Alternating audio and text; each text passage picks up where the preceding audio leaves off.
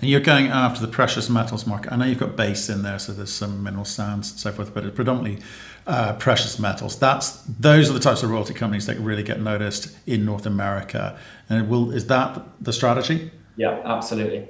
And I think you touch on a really key point there, which is the value differential between precious metals and non-precious metals royalty companies.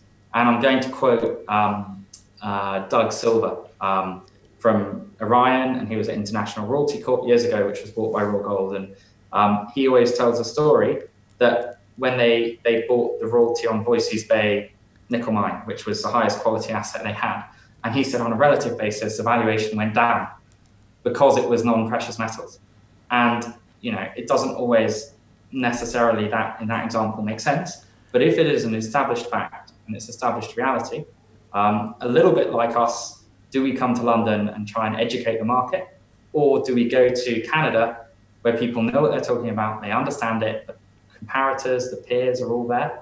I think very much in that sense, it made sense for us to focus on precious metals, where there is an audience, where people understand it, where the valuations, they do get that premium. So when do you offload Kwale?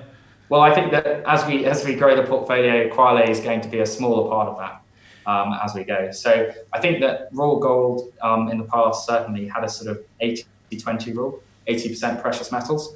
And I think that that's quite common in a lot of the larger royalty companies.